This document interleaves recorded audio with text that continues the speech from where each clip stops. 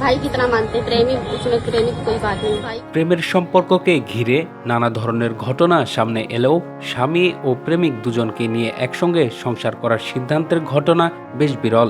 এমনই এক ঘটনা ঘটেছে ভারতের উত্তরপ্রদেশের সীতাপুর জেলায়। সেখানে এক নারী স্বামী ও প্রেমিক দুজনকে সঙ্গে একই ছাদের নিচে বসবাস করতে চান। এই সিদ্ধান্তে তার সন্তানদেরও আপত্তি নেই বলে জানা গেছে। স্থানীয় সূত্রে বরাত দিয়ে জানা যায়, সীতাপুর জেলার মাহমুদাবাদের বাসিন্দা অঞ্জু বর্মা, তার স্বামী শুভম বর্মা। তাদের দাম্পত্য জীবনে 2 সন্তান রয়েছে। বেশ ভালোভাবে চলছিল তাদের সংসার। এরই মধ্যে পাশের গ্রামের বাসিন্দা নিতিন বিশ্বকর্মার সঙ্গে অঞ্জুর প্রেমের সম্পর্ক গড়ে ওঠে।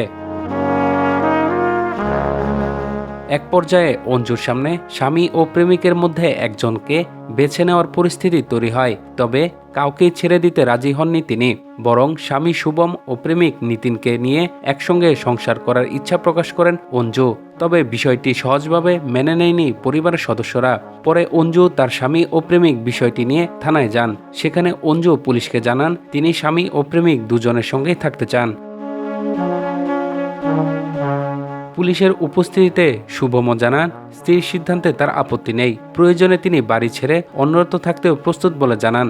অন্যদিকে নিতিনও অঞ্জু ও শুভমের সঙ্গে একই বাড়িতে থাকার বিষয়ে সম্মতি দেন। ঘটনাটি জানার পর পুলিশ কর্মকর্তারা 3 জনকে দীর্ঘ সময় ধরে বোঝানোর চেষ্টা করেন, কিন্তু তাদের সিদ্ধান্ত পরিবর্তন হয়নি বলে জানা গেছে।